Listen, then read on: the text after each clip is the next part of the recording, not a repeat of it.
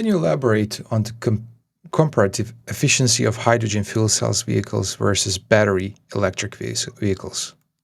Yeah, well, happy to do that. And that's in my sweet spot, right? That's what I do all the time, because that's my background is in the automotive industry.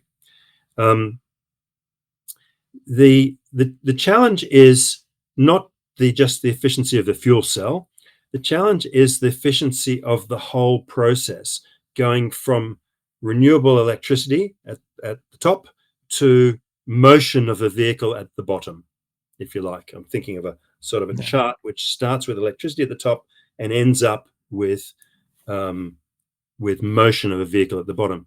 Now, there are a lot of steps in that process. For example, for an electric vehicle, you take your renewable electricity, you have to convert it from AC to DC or DC to AC so that you can transmit it. You transmit the electricity, and there's efficiency losses, maybe 10%, depends on the electricity grid. And then you put that electricity in and out of a battery, which has an efficiency loss, and then ultimately it powers the electric vehicle.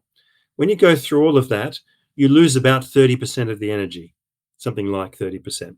So 10% in the electricity grid, 15% in and out of the battery, conversion losses, and you multiply them all together, you lose about 30% of the energy. So about 70% of the energy is available. Mm.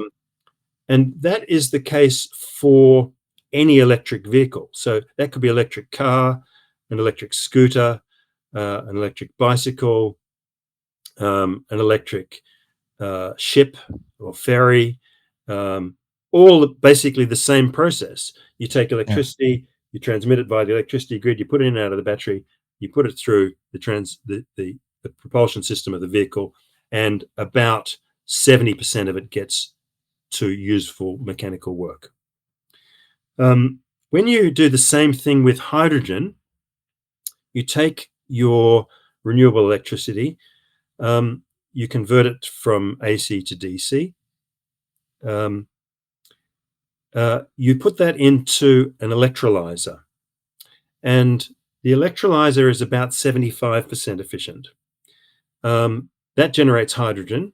You take the hydrogen, you compress it, you store it, you transmit it. That's all has efficiency losses. But the real problem is that you then put that hydrogen back into a fuel cell to make electricity. And the real problem is that the fuel cell is only about 50% efficient. And you don't have any choice about that. That's Yeah. the best you can do. And it's only 50% efficient because of the thermodynamics, because of the second law of thermodynamics puts a limit on the efficiency of a fuel cell, and because that limit is also affected by the rate of production of electricity. So the overall effect of that is that fuel cells are about 50% efficient. Now, that means that no matter what you do, you're going to throw away 50% of the energy. Now, in fact, the other processes, the process of making the hydrogen, which is only 75% efficient, you lose 25%, and those other processes, you lose energy as well. So by the time you go through all of this, and then you go from electricity to hydrogen in Yeah. electrolyzer, back to electricity in the fuel cell, and then you put that into the transmission into the propulsion system of your vehicle.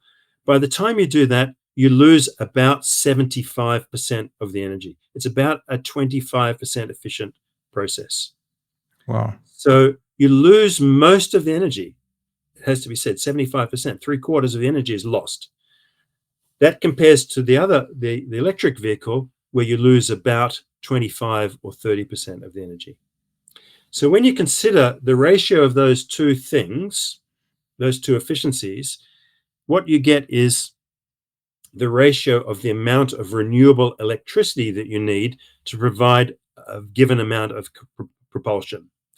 And essentially, the story is that you need 3 times more renewable electricity to power a hydrogen vehicle than you need to power an electric vehicle to do exactly the same task. So all of those efficiencies come out to a factor of 3 difference. And that factor of 3, you can see where it comes from.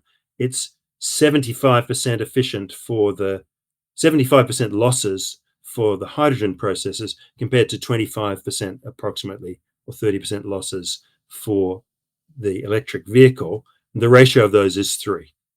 So you need 3 times more renewable electricity to power a hydrogen vehicle than to power a battery electric vehicle. So to power a hydrogen truck compared to a battery electric truck, or a hydrogen car, a Mirai, Toyota Mirai, compared to powering a Tesla Model 3. You need 3 times more energy. That energy, electricity, has to be generated. You need 3 times more wind turbines, or 3 times more solar panels, 3 times more nuclear power stations. You need 3 times more maintenance. You need 3 times more land. You need 3 times more equipment. You need three times more grid connections. You need 3 times more helicopters to go out to the offshore wind. You need 3 times more maintenance people. Everything is multiplied by 3, and consequently, it costs 3 times more. And And you that's still need water. you still need water. So it will cost you 3 times more to power a hydrogen fuel cell vehicle, whatever type of vehicle it is, whether it's a ship or a plane or a car or a truck. It will cost you 3 times more to power it than the equivalent electric vehicle. So it's very expensive. It's very expensive. In my area in trucking, the idea that you would spend 3 times more to power a truck is completely out of the question. Trucking companies don't have a lot of money. They don't make very big profits. In fact, on average in the industry, the profits are about 3%. So nobody can possibly afford to spend 3 times more to power their trucks. It currently costs about 40% of the budget. 40% of the cost of logistics is energy. You can't possibly afford a system which costs 3 times more. There's an argument for a long distance trucks, like that the battery cannot support that. Well, that is true. There's a whole big story around Yeah. that. The first part of that story is that in Europe and the UK, truck drivers have to stop every 4.5 hours for a statutory rest break. And they have to stop for 45 minutes. And there's no choice about that. It's a law. Yeah. And you can, within 45 minutes, you can charge a truck on a fast charger. So within the time of rest break. And so with a high-powered charger, you can charge your truck every 4.5 hours. So that's part of the answer. It's not the whole answer to the question, but it's part of it. That in Europe and the UK, you have to stop anyway, and you can charge a truck within 45 minutes, which is the length of time of the stop. So there isn't really a problem. In both, at it. yeah, in both situations, there's a need for a heavy infrastructure investment. Yep. So basically, we're choosing between fast chargers for batteries or the hydrogen infrastructure. Yes, indeed. So fast chargers for batteries exist. To a certain extent, hydrogen production infrastructure exists also, distribution infrastructure. But if we look at hydrogen distribution infrastructure, we see that it's very problematic. For example, in California, business model predictions were that maintenance of hydrogen filling stations would be 3% of capital cost. In practice, the maintenance of filling stations in California turns out to cost 30% per year of capital cost, because it's very, very difficult, as I said, to compress and store and manage hydrogen. It requires exotic materials. It requires safety critical, high fidelity, pressurized systems and they are very expensive to engineer. So the reality of hydrogen filling stations is that they are incredibly expensive. And if you look at the downtime of filling stations in places like California, you know, 2 out of 3 filling stations are down most of the time because of these maintenance issues. That's the reality of hydrogen filling stations. So whereas electric chargers are solid state devices, once they're there and working, they're essentially working, and they don't have those high maintenance costs.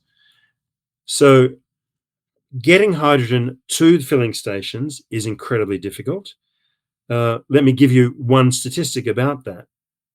If you want to transport hydrogen in trucks, you do it in a what's called a tube trailer at high pressure, 700 bar, 700 atmospheres, very high pressure.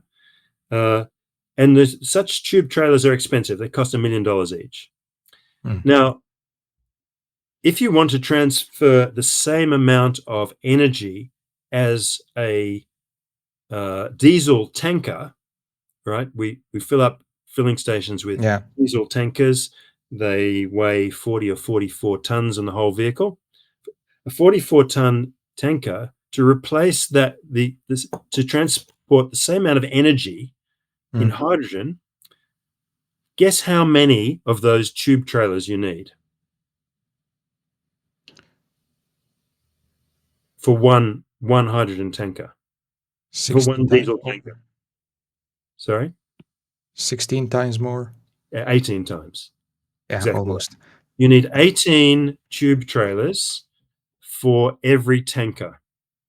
So if you think about that problem, I was just in Australia a couple of weeks ago, and there are these huge trucks carrying diesel through the outback of Australia, filling up filling stations. Huge trucks. They're Yeah.